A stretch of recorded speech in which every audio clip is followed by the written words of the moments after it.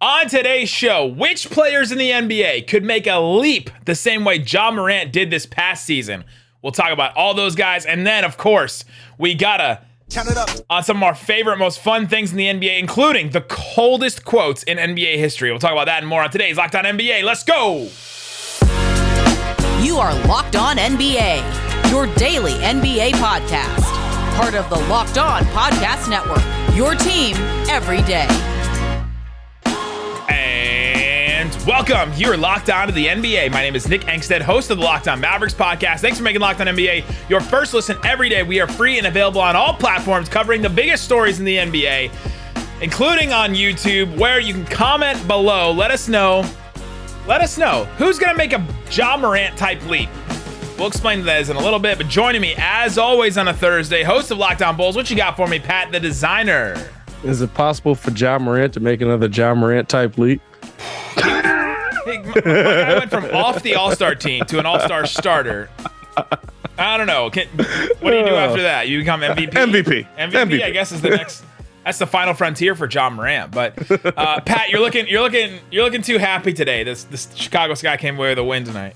Hey, man, I'm happy with my team, man. Candace Parker, is she the GOAT? Is she not the GOAT? Check out Locked On WNBA for the answer. Locked On Women's Basketball. Good stuff every single day over there. All right, they actually have playoffs. We don't have real games. I know, right? They have real games. Go listen to them. We don't have to talk about Kevin Durant anymore. That's all. That's all we have now. Praise the one. Oh, man.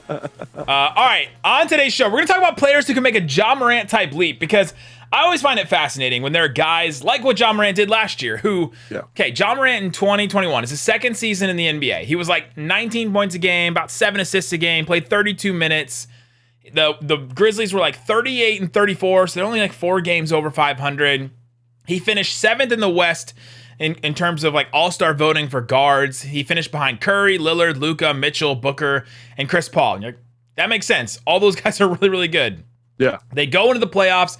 He has the first game 1 win against the Jazz. Everybody's eyes just pop out and you say, oh my gosh, look at this guy. Then he has the 47-point game in game 2. And then he rides that momentum into his 2022 campaign where he averages 27 points. So he goes up by 8 points a game. He averages 6 rebounds, just about 7 assists, 33 minutes. And the Grizzlies go 56 in 26. And I know for everybody listening that says, oh, well, what about the record without Ja Morant? They still went 36 and 21 with Ja Morant. So they were still 15 games over 500 with him. He was second in the West in guards. He was an all-star starter. They beat Minnesota in the first round. He had that 47-point game against the Warriors, and then he got hurt at the end there and didn't play the last 3 games or so. And so we're talking about those type of guys, like a guy that can make that sort of leap, that can go from, all right, he's coming to, oh, like, he did it. Like he's here. He is now one of the best players in the NBA, maybe top 10, top 15 or something like that, to go from, I don't know, outside the top 30 to up there. So I'm going to give you a couple of names, and let's just start throwing these names back and forth, and we'll see which ones. Let's do it. This is my number 1 guy. I'm just going to start with him. I'm starting with the number 1. Let's do it. And it's Anthony Edwards. It's Kermit. It's Kermit himself. He's Kermit? From Hustle. Did you watch Hustle? Okay. All right. Makes more sense. All right, I'm with you. I'm going to call him that forever. As long as Juancho Hernangomez is Bo Cruz, Anthony Edwards is Kermit. Last year, 21 points a game, about 5 rebounds, about 4 assists. Yeah. He was shooting 44% from the field, 36 from 3, 78 from the free throw line. He goes to the playoffs. He steps up in every category. Takes a bigger load for the Minnesota Timberwolves. He was 10th in All-Star voting last year. So he's like right in the same spot that Ja Morant was last year. Like just the trajectory of where he was, his caliber as a highly touted draft pick.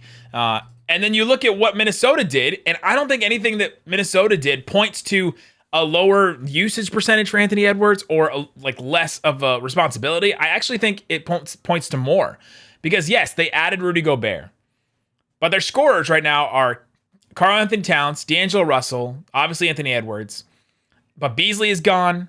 Patrick Beverley's gone. Like, those are the next guys as far as field goal attempts last year. The top 10 for them were Anthony Edwards, Karl-Anthony Towns, D'Angelo Russell, Beasley, Jaden McDaniels, he's still there, Patrick Beverley, Jalen Noel, Naz Reid.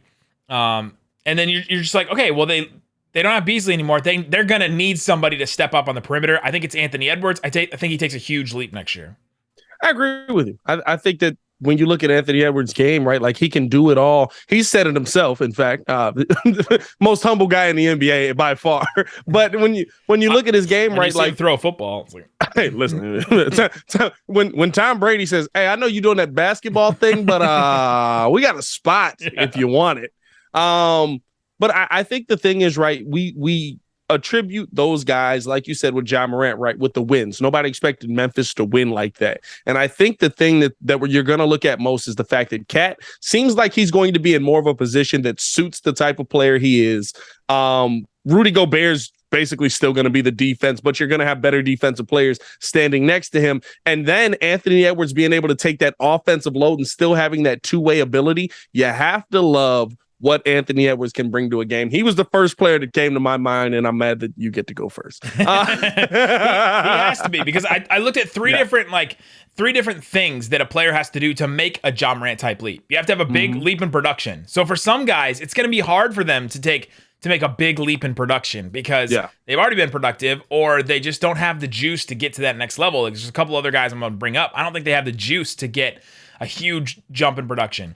You have to have the team success, like you said. That's a huge one. So it can't be Tyreke Evans, right, who puts up big numbers for a Sacramento Kings team like long ago, and then you're like, okay, well, the team success is not behind it. And then you have to have a rise in status. So Ja Morant went from non-all-star to all-star starter. Like, you just completely raise your status, raise your stock, however you want to put it. Yeah. Anthony Edwards is my number one guy.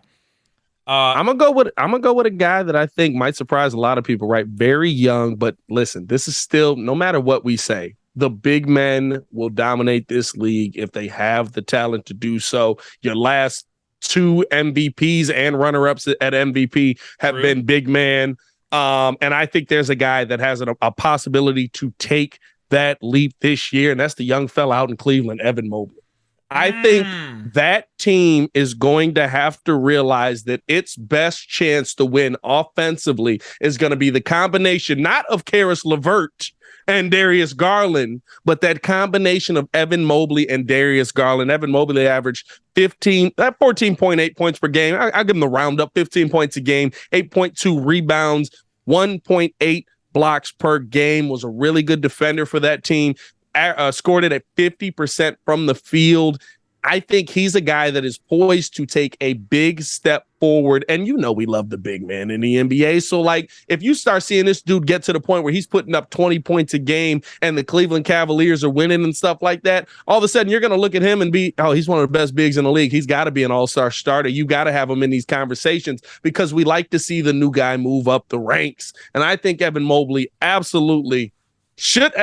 Did he won Rookie of the Year? Am I not mistaken? He won? No, Scotty Barnes. Or did Scotty Barnes get it? Scotty Barnes won. He was runner-up. He was all rookie, but he didn't win. But he was on a playoff team, or a playoff caliber team last year. Yep. And his numbers were like decent, like you said, 15 and 8, and his efficiency was fine, but it was good for a rookie. And so he has that ability to take that leap. Year 1 to year 2, sometimes it can be tough, but like Luka did it. Luka went from like not an all-star to all NBA first team. So it can happen where you take that huge step forward. Luka went from Atlanta being like, we're not upset that we traded Trae Young for you to being like, hold on. What about that pick next year? Hold on now. Wait a minute. What's going on with that? I put Darius Garland on this list too. We can hit him. I mean, he was an all-star last year. And so you're like, can he rise that much in his status? But I don't know if people are really looking at Darius Garland like he was an all-star, right? Or that he was that good last year, or even like where Ja Morant was this year. And so I think he can still jump up in that category. So either one of those Cavs, Darius Garland, Evan Mobley, could take a Ja Morant type leap, and we could see that team be like Memphis East, where all of a sudden, like, hopefully for them, Isaac Okoro like steps up and becomes their like Desmond Bane or any of the Grizzlies guys that they took. But yeah, those are good ones, both those Cleveland guys. Coming up, I got a bunch more. I got a couple more I want to go through. I have a sleeper that I don't think anyone will consider for this, but I think we should. We'll talk about that coming up. But before we do, let me tell you about BetOnline. We are talking about the WNBA finals, the WNBA or conference finals. I'm looking at an image of Becky Hammond screaming at the Aces right now. And Becky legitimately. legitimate. She's just been out of her mind coaching in the playoffs, and just like she's like, we got to do this. They have been the favorites so far, according to BetOnline, to win the WNBA title. You can go and bet on them right now. You can bet game to game. You can bet NBA futures. You can bet NFL. Oh, your Bears, my Bengals. There'll be all kinds of stuff happening in the NFL on BetOnline. So you can go check it out. Find all the odds and lines and spreads and stats. Check it out. It's BetOnline, where the game starts. All right, Pat, we're continuing on our list of players who can make a Ja Morant type leap. Maybe Ja Morant can make a Ja Morant type leap again. Like literally from 29 points a game to what, like 35? 40. Yeah, 40. He's an MVP. I'd cook Jordan. Here's a couple others I have that are just like, they're right there. Like they're right in that category. Let's do it. DeJounte Murray, all-star replacement last year, so did make an all-star team. He's playing next to Trae Young now. Rise in status. Team's going to be better this year. And I think his production could rise playing next to a guy like Trae Young. The problem is there's a lot of mouths to feed in Atlanta. And I don't know if he's going to get the shots or the amount of ball time, especially with Trae Young there. But yeah, I could see him getting to a point where we're like, oh, dang, he's rising in status. But I don't know if he's not getting that number one status like Ja Morant is, as far as like number one on his team.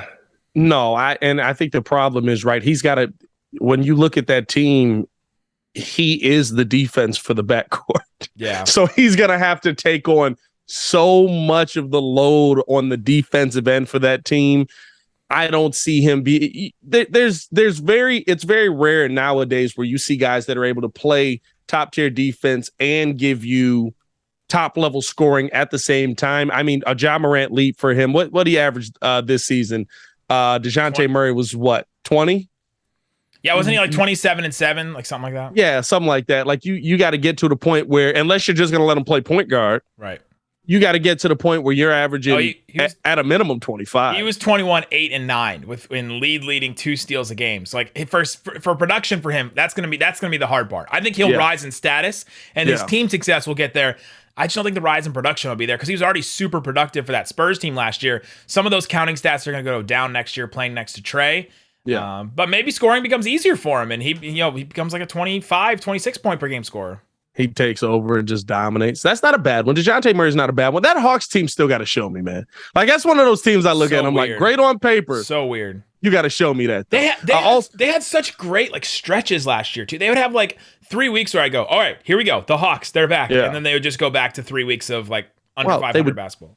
In their defense, they would catch COVID again. Yeah, kind of, yeah. Literally. Here's one where maybe we say he's there, but I'll get your opinion on it because I feel like he's still kind of relegated to like, yeah, he's a really nice player, but he's not that take mine. jump. Don't take mine.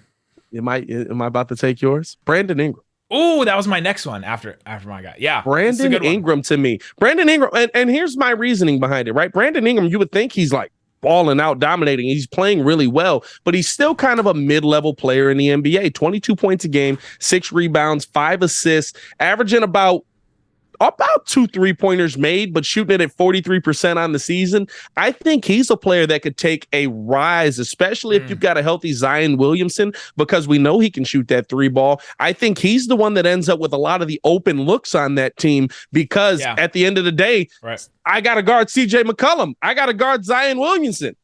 There's going to be a lot of kickouts to the corner, a lot of kickouts to the wing, and I think Brandon Ingram is going to benefit a lot from that if he can knock those shots down. But I think for him, I could see him all of a sudden becoming a 27 to 29 point per game guy, and you're looking at that team completely different.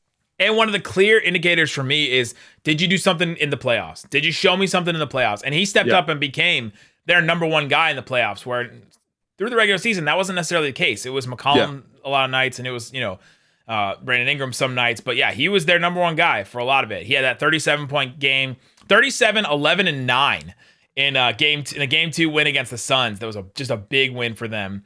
And sometimes just having that playoff experience and that playoff success, you got to look at. Is that his first playoff run? Well, he didn't make it with the Lakers. Well, we know that, right? It was like, are we gonna make the playoffs? Traded. That might be his first. It was. Well, no, that has to be his first playoff run. Yeah.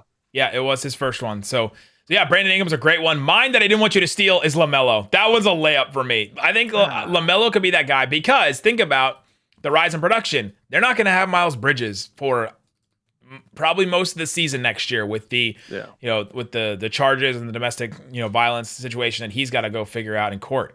And so I think LaMelo could really take a big step up. We could see him be the guy that takes it. Now, I don't think they're going to get the team success. Sorry, Charlotte Hornets. Sorry, Locked On Hornets. Walker Mel, Doug Branson. They're not. They're not going to get that. But I think he could take another step forward where this is my team. I'm taking over.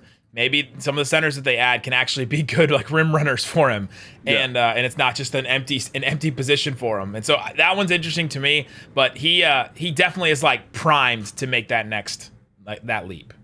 I like it, but the question is, right, like how does he improve it, right? And I think because LaMelo's LaMelo can score, but LaMelo really was trying to pass the ball to his teammates. He's not going to have him this year. He's not going to have anybody to pass it to. So it's like maybe he's going to maybe he does get the scoring up, but I don't know if that's going to be enough to vault him to those heights, I would say. I think that's going to be a interesting one at the end of it. Another one for me that I think you could talk about on this guy. Now, there's so many things that have to go into it. So many things. This is my stretch. Okay. De'Aaron Fox. De'Aaron Fox has so much talent, has so much ability. Is probably the fastest player in the NBA. I was going to say but he's probably the fastest player in the NBA at going from the top of the key to the bottom of the key. I feel like De'Aaron Fox is like 30 because of just like in Sacramento years, he's probably 45. But De'Aaron Fox was somebody who was 20.6 a game last season and 5 assists on 44% from the field. I think you might see an uptick in production, especially being able to work with Sabonis if they can kind of all buy into that system. I think there's going to be a lot of opportunity for him to at least put up the numbers. Now, whether that turns into success, it's the Kings. So that I don't. All right, here's my sleeper one. Here's my one that nobody will think of that I think people should think of. Let's do it. Tyrese Maxey. I'm there with you. It's tough because he's not going to be like a lot of people will look at it and say he's the third best player on the team.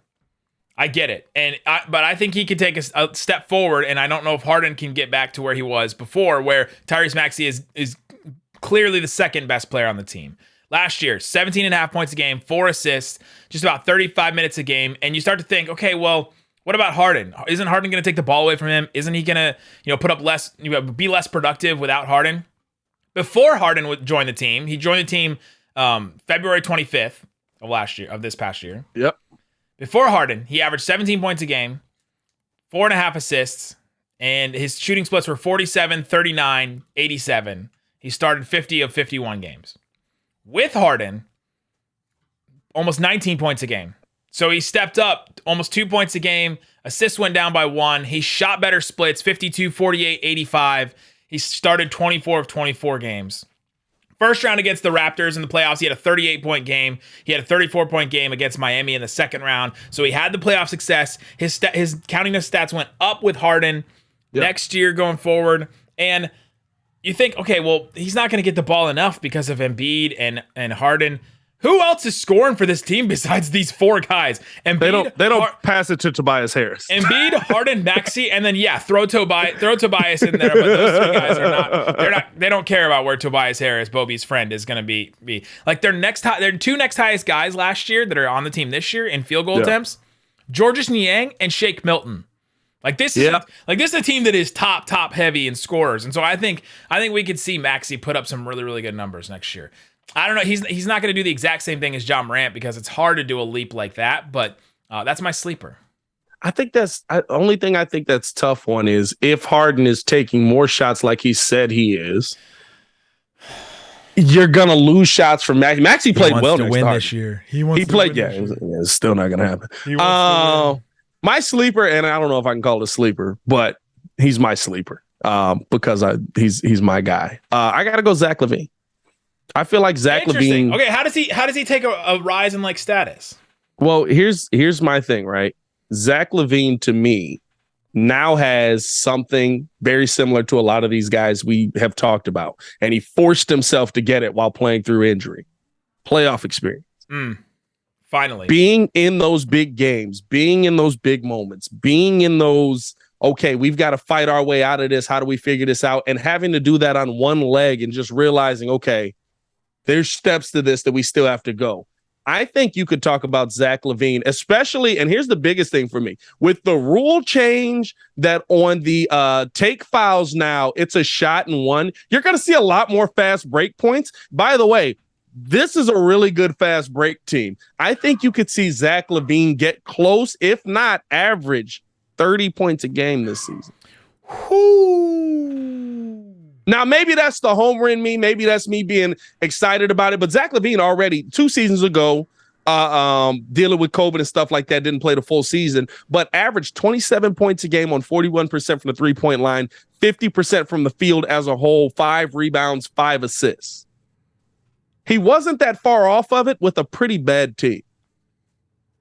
And now they've gone and changed the rules for one of the best players in the world at driving to the bucket and finishing, because people are too scared to stand in front of. Business decisions. Business decisions. By the way, Yuta Watanabe signed with the never mind, don't worry about it. wait. Hey, listen. Breaking news. Yuta Watanabe is like, bro. Hey, whenever I think of like business decisions, I always think of like Yuta Watanabe going, I would jump 10 out of 10 times. And it's like, hey, bro, that's a poor business decision on your part, dog. Let me just not going to end well. Let me go through a couple of mine that are outside shots. Do it. SGA, Shai Gilgeous-Alexander. He was 11th in All-Star voting last year. Real outside. 24, 5, and 6 were his splits last year. So the production is kind of already there for him. It's just team success. That's not going to happen. Yep. And he also already led the NBA in drives last year at 24 drives a game, which is an astronomical number of drives. Jalen Brunson, more opportunity if they don't trade for Donovan Mitchell. He had the 41-point game against Utah. He's just not an explosive scorer to me. Like I just don't see him going from 16 points a game last year to like 27. I just can't see him taking that leap because that's just not how he scores the ball. Is Thibs still his head coach? That means he's going to play like 38 minutes. So he's going to play 38 minutes, but it's going to be your job. Also, that's another Tibbs reference for us. Another week in a row of Tibbs. I don't even know if we're in a row anymore. But at this point, and then there's 4 guys that I think are too early, and I don't think their team will be good enough. In Cade Cunningham, Jalen Green, Scotty Barnes, Tyrese Halliburton. If you had to pick one of those guys, who would you pick? Scotty Barnes. I think Scotty Barnes. Here's the reason why. I think Scotty Barnes has the talent to make his team good enough. That team is not bad. Pascal Siakam, Fred VanVleet, OG Anunoby. They're already a really good team. They were a playoff team next year. Scotty Barnes got hurt. Let's be 100% honest. If Scotty Barnes doesn't get hurt, Philly might not make it out of that series alive. So I look at Scotty Barnes as the kind of player that if he can take a leap from his rookie season, you could be talking about him the same way we talked about Anthony Edwards last season. He's got that level of talent. And I'll say this, even to take it further, he's got a better team around him. Oh, yeah. All right. Yeah. So if he Edwards plays last year. If he plays anywhere near Anthony Edwards' level, than Anthony Edwards did last year. If he plays anywhere near Anthony Edwards' level, they're going to be one of the best teams in the Eastern Conference. Let us know in the comment section below who's going to take a Ja Morant type leap next year. Coming up, let's get into where we talk about the most interesting, fun things in the NBA, including Gilbert Arena. Gilbert Arenas had some things to say about Giannis, but how wrong was he? Also, the coldest quotes in NBA history. We'll talk about that coming up. All right, Pat, we're continuing on Locked on NBA this week, the biggest stories in the NBA, and now we play our favorite game. Count it up, count it up, count it up, count it. Where we count up the most interesting, fun things in the NBA. Gilbert Arenas had a lot to say on podcasts and on radio hits and on clarifications and all over the place about Giannis Antetokounmpo. Specifically that he's just not all that freaky. Like, he's just not that good. He's not everything he's cracked up to be. The Greeky ain't that freaky? Is that what we saying? That's what the New York Post said on the back page. Wow. He tried to clarify some of his comments in a very long Instagram post that every single NBA player responded to. Very long. It was a screenshot of an Instagram story of Giannis like laughing, and then it has the It has the quote, Giannis listening to No Chill Gil podcast, hating on his Hall of Fame career. So it's like he's sort of like, poking fun at his own self with this post. But Pat, go ahead and read the Instagram quote and let's Count it up. how many times Gilbert Arenas is wrong in this, and I'll hit it with that every time he's wrong. I love how we're doing this commercial is the greatest commercial of all time, so it still comes up. Sometimes it's hard to understand messages when success has been gotten. Kobe and Kanye commercial. Are you the same animal, but a boom, different, boom, beast? He put the emojis on there. He really loves his emojis. Yeah, he really hyped this one up. He dressed it up. Side note, count it up. Count it up. How old do you have to be for emojis to not be weird? Paul Pierce with the rocket emoji made it the weirdest. So I don't know if you can't. There's no more weird than that. Okay, all right, I'll give it to you. The rookie Greek till now has just gotten stronger on his rim runs. No, and hold wiser. on. Just gotten stronger. He's just gotten stronger. That he's saying it just like that's the only thing he's gotten better at. Like, no, that's the first one. Oh yeah. No. Has he added any new skills to his game? Has his 3-point percentage gotten better? Nope. Yeah, it has. It has. Yeah. Has his mid-range gotten better? Nope. Yes, it has. It has. He literally was way better last year.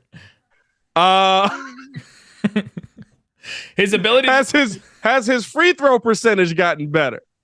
Nope. Yes, it has. Has his back to the basket play gotten better? Nope. Since he was okay, this is all since he was a rookie too. This is what's getting me. This is what's like throwing me about this whole thing. You're like not even halfway done with this. I'm not. He's gotten stronger. His ability to take bumps and finish has gotten better, which helps his overall shooting percentage. The same flaws he walked into the game with, he still has now, which is. Giannis Antetokounmpo couldn't dribble the basketball when he came into the NBA. Like, what are we talking about with Giannis? All right, listen. What is this? I'm not reading this whole thing because there's like 30 emojis in the rest of this. Also, it's been edited. I would love to know from Instagram, like, what part of this caption was edited. Oh, has it? Yeah, look at it. It has been edited. Edited. No, it has been edited. That's true. No, I think this is the thing, right? When you talk about a player like Giannis, you're trying to compare him to pure skill players. And while Giannis may not be the best pure skill player in the NBA, which I think that's the point Gil was trying to convey at the beginning of all of this. Sure. It doesn't matter. The goal of the game is to put ball in hoop. At the end of the day, Giannis not only puts the ball in hoop, but it doesn't matter how many people are standing around him. He will go through them to put the ball in hoop. I like how I keep saying in hoop. That's like saying that Shaquille O'Neal is not one of the better skill players in NBA history because he never had to develop a great back to the basket game. Shaq's back to the basket game was okay. Got the floater down a little bit. Yeah, I'm saying, but I wouldn't say he was Akeem Olajuwon. His back to the basket game was better when he was skinnier. It probably got worse throughout his NBA career. But like when you look his back was never to the basket. Well, this is true. When you look at these dominant guys that don't have to, I'm sorry that we don't hold them to the same skill level that we hold the rest of the NBA to, but they don't need to have that same skill level. The fact that guys like LeBron do is impressive. But this whole post to me was it's I get what you're trying to say, but it's irrelevant at the end of the day because Giannis is going to be in the Hall of Fame and he's not over 30 yet. And Hibachi is not, sadly. Gilbert Arenas is not going to be in the Hall of Fame. Sorry, no chill, Gil. No chill, a locked on NBA over here. All right. Speaking of chill, the coldest quotes in NBA history. There was a Reddit post that was going around on NBA Reddit that was, what are the coldest quotes? Like the most savage kind of quotes that have been made in NBA history. So they started to share some. They did some quotes that like didn't age well at all. And then they took it and they were like, all right, let's do the ones that aged the best, like the most savage ones. Okay. So I'm gonna don't get us canceled there, Nick. I'm gonna give you one. And you're going to designate a temperature. So 0 degrees, -20, -200. You're going to go to, what's the coldest? What's the, like, 0.0? Like, To Coldest Jenkins, he's a wide receiver at never mind. I don't know. In the Key and Peele sketch, is that what no, that's actually a real wide receiver. He plays in college. I don't think there is a coldest, is there? Like, I mean, different planets. I don't know. We're out of our element now. Billions degrees cold. I'll give it to you. For example, Luka Doncic this past season, everybody acting tough when they're up, talking to the Suns after a Game 5 loss, and they went on to win Game 6 and Game 7. Count it up. Give me a temperature. How cold is that? I mean, listen, it's recycled. That's like 20 degrees right there. That's a balmy day when you're in the middle of Chicago and it's been -3. Like, that's not like you're recycling Michael Jordan's quote. Steph Curry. In the play-in game, not this past year, the year before, against the Grizzlies, they lose against the Grizzlies, and he says, "You don't want to see us next year." Count it up. I'll give that 10 degrees. I'll give that a 10 degrees. They came back the next year and beat him in the second round. I get you. Steph dominated. I still, like I also expected the Warriors to come out of that with the dub. So these quotes have aged the best. Patrick Ewing, people complain that pro athletes make a lot of money, but what they don't understand is that we need a lot of money because we spend a lot of money. Now here's the thing. That's an ice cold statement right there. Let me get that. I'll give you a -5 on that one. I'll give you a -5 on that one. That's a good one, literally just because it's gonna take you a second if he says that to you in person to get over for it. you to even register what he just said. Like, I mean, they do spend a lot of money if you think about it. Like, All-Star Weekend in the 80s, Larry Bird 3-point contest. He goes into the locker room and says, "All right, y'all, who's coming in second place? Who's coming in second, bro?" That's ice cold, bro. That's ice cold. We're on another planet on that one. That's negative. That's -50. That's -100. You're getting down on that one because, like, imagine, you got to think these guys are all competitors. Yeah. And he came in there All-stars. and looked them in the eye. They're the best 3-point shooters in the NBA. And he looked them in the eyes like, which one of y'all coming in second? All right, y'all, who's coming in second? Easy. Antoine Walker was once asked by a reporter, "Why do you shoot so many threes?" And he said, "Because there are no fours." Count it up. I'll give him that one. I'll give him that one. I'll give him a 0 on that. That's not icy, 0 degrees. That's funny. 0 degrees. That's 0 degrees. It's not icy, but it's funny. I mean, technically, all of these are below freezing, so I guess. Kobe, after his 62-point game in 3 quarters against the Mavs, was asked, "Why didn't you come back to try for 70?" And Kobe responded, "Nah, I'll get it another time." A month later, he drops 81. Count it up. Yeah, that whole Kobe season is a blizzard. That is Antarctica. That season is Snowmageddon that we got into last year. That run of Kobe games is the most ridiculous thing I've ever seen. And that quote to go with it, yeah, that's icy. That's icy. Couple more. Moses Malone on the 76ers back in the 80s. Before the 83 playoffs, he said, "Foe, foe, foe." Meaning that they were going to sweep all 3 series to go on and win the finals. They end up winning the title. The 76ers did. They were 12-1. Count it up. I mean, first off, you didn't win it 4-4-4. He went 4-5-4. 4-5-4. Yeah, I mean, it's a great quote, because it inspired Wendy's to make one of the best meals that we can get, the 4-for-4. That's what it did. Yeah, 4-for-4. You just got to be up in Chicago, man. But I think the fact that you didn't get it right, like that's like Jordan counting backwards from 55, but he came like 2 points short. It's like you got to get it a little bit. I give you 0 degrees. He won the finals. I give you 0 degrees. It's the crossover where you don't swish it, like you don't swish the jumper, but it just like rattles in a little bit and then it goes down. And you got to look at the guy going past instead because it took so long for it to finish. Jason Terry, this isn't a quote. Jason Terry getting the Mavs championship logo tattoo in 2011 in the preseason. Count it up. I mean, bro, listen, that's icy because everybody sees that. You're talking about negative 25 on that. On the bicep, everybody sees it. Everybody sees it. Like you're basically like somebody had to look at you one day and be like, Hey, bro, that year ain't came yet.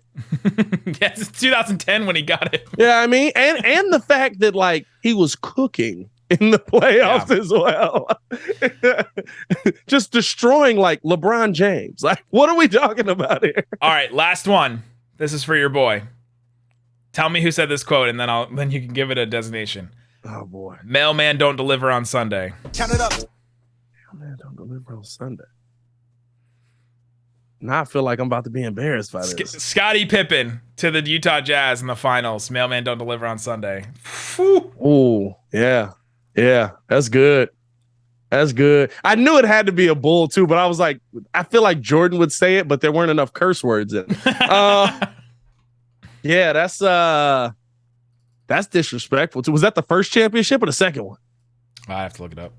I was gonna say, because it's even more disrespectful if it's the first one, because then you played them again and did it again. That's even more of like a if it's the first one, right? That's a 15 to 20 degree negative 15 to 20. Yeah, I mean, but if it's like he said it to him in game 1 of the 97 finals. So there was another finals after that. Oh, that's icy. Game 1 too. That's icy. Before they had beat him. All right, last counted up. We're done with the quotes, but last counted up, I want to throw this one in here. Alex Rodriguez is reportedly scrambling to come up with his half of the money so that he can buy the Timberwolves. Not only was he like courtside in all the playoff games, looking like he already bought them, but he's scrambling. Can't find the money. A-Rod just can't come up with the dough. Count it up. Could Ben Affleck afford his share of the Timberwolves? Do you want Ben Affleck to buy the Timberwolves? It doesn't matter about me at this point. What is your reasoning behind wanting Ben Affleck to buy the Timberwolves? Just the Jenny from the Block switch. I'll give it to you on that one. I'm surprised because like A-Rod's tried to buy like 10 teams, hasn't he? Like trying, man. This one looked like it was gonna be the closest. I mean, hey, listen, they say if you don't succeed, try and try again. Like he's taking that to heart, man. So shout out to him. I hope he gets them. I think him breaking up with J-Lo played a big part in that, though, didn't it? Because like wasn't she this is why I'm saying could Ben Affleck. Do you think Ben Affleck could afford it now? Oh, there we go. Okay, all right. Okay, all right. There you go. Go listen to Locked On Mavs. Go listen to Locked On Bulls. We're still covering our teams daily. We also have a podcast for every single NBA team. So if your team wasn't covered enough, or if we didn't talk about your player, go listen to them. And great stuff covering on the Locked On Women's Basketball show talking about the WNBA playoffs. Guys, thanks so much for listening to Locked On NBA. Boom. Boom!